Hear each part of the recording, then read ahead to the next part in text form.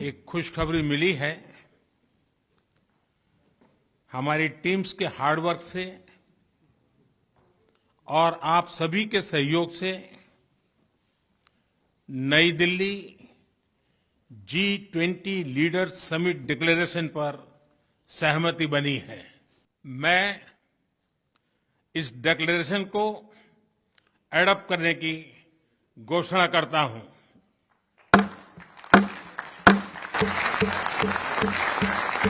मैं हमेशा ये कहता हूं पाकिस्तानी अपने भाइयों से कि देखें, उनको चाय वाला मिला है, आप भी कोई समोसे वाला ढूंढ लें, आप भी कोई फ्रूट वाला ढूंढ लें। G20 बड़ी धूमधाम से चल रही है, वर्ल्ड लीडर्स भी आ रहे हैं। इसी के साथ साथ मौके पर चौका लगाया गया है। दिल्ली डिक्लेरेशन अप्रूव हो गई है, बहुत बड़ी बात है। और उसी के साथ साथ रशिया ने बोला है इंडिया में कि भाई prime minister Modi is so clever man. इस बार मिनिस्ट्री ऑफ फॉरेन अफेयर्स ने करा है या प्राइम मिनिस्टर्स ऑफिस ने ऑर्गेनाइज करवाया है, उस लेवल का G20 हुआ ही नहीं है। ये तो ऐसा लग रहा है कि दिवाली, दशहरा और होली एक ही दिन हो गए हैं। 20 इंडिया डिक्लेरेशन है वो अप्रूव हो गया। That's a very big development. मैंने वो डिक्लेरेशन भी पढ़ा है। अमेरिका की स्पोक पर्सन मार्गरेट मैकलोड ने तो हिंदी सीखी G20 की समिट अटेंड करने के लिए, और यहाँ के मीडिया के साथ बैठने के लिए उन्होंने शुद्ध संस्कृत हिंदी सीखी है। अफ्रीकन यूनियन सारी दुनिया से कह रहा है कि हमें अफ्रीकन यूनियन के रूप में रिकॉग्नाइज करो। आप अफ्रीकन यूनियन के लोगों का दिल तोड़ते हैं जब आप कह देते हैं आप अफ्रीकन यूनियन के मुसलमानों की बात कर रहे हैं, क्योंकि अगर उनको अगर मुसलमान और क्रिश्चियनिटी ही करनी होती है अफ्रीकन को, तो अफ्रीकन यूनियन के रूप में नहीं आते।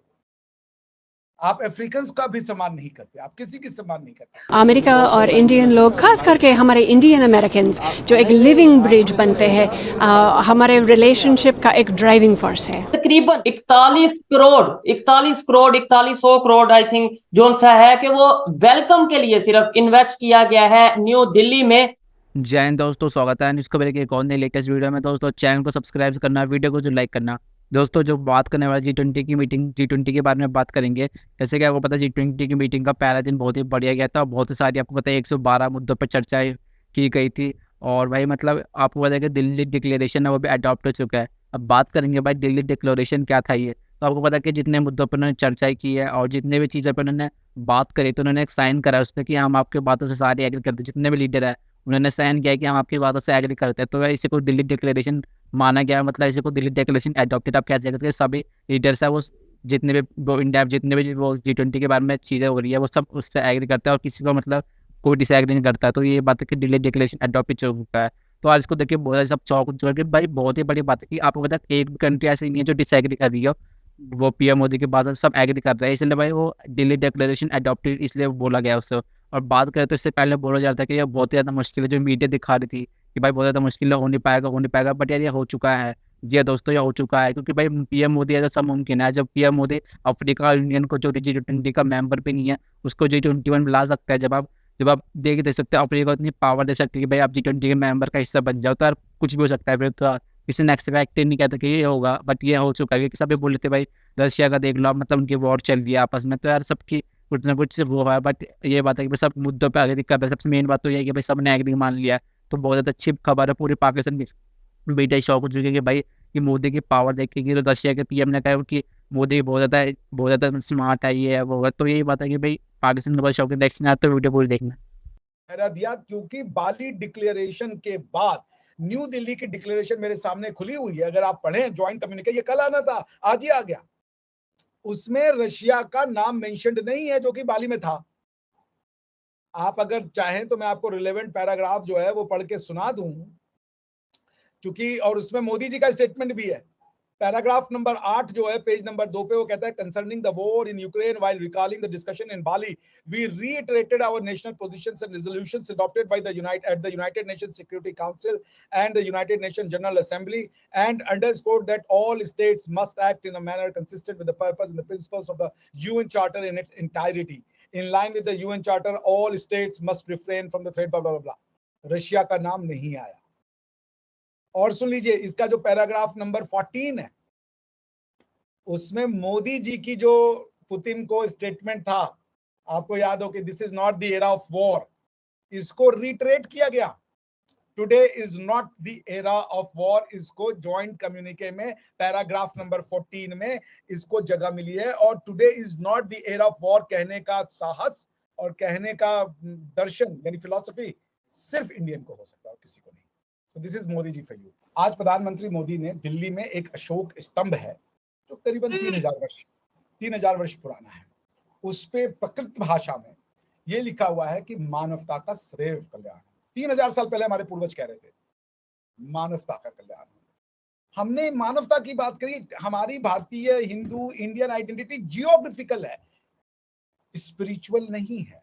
किंग है और वो ये है कि प्राइम मिनिस्टर मोदी ने अनाउंस किया है G20 में कि जो G20 इंडिया डिक्लेरेशन है वो अप्रूव हो गया। That's a very big development. मैंने वो डिक्लेरेशन भी पढ़ा है और it's a very lengthy declaration जिसमें आप समझ लें कि कुछ 34 पेजेस का डिक्लेरेशन है और इसमें तमाम ही मसले जो हैं दुनिया के वो अटैच किए गए हैं। इसमें लिस्ट ऑफ डॉक्यूमेंट्स जो अनेक्स की गई है वो तकरीबन वो भी काफ़ी ज़्यादा है। और इसके अलावा आप ये समझ लें कोई 83 पॉइंट का ये डिक्लेरेशन है जिसमें टेररिज्म की भी बात की गई है। मैं तो देखता रहा कि साढ़ा ना तो नहीं पाता बेचे countering terrorism and money laundering और फाइनेंशियल सेक्टर के इश्यूज जो हैं उस हवाले से भी बात हुई और इसमें भी डिस्कस कर लेते हैं। लेकिन लार्जली ये बातें हो रही थी क्योंकि जब से जिसे वो बोलते हैं ना कि मोदी साहब इस प्रोसेस में, इंडिया इस प्रोसेस में था G20 के, तो ये बातें चल रही थी कि शायद ये ना कर सकें।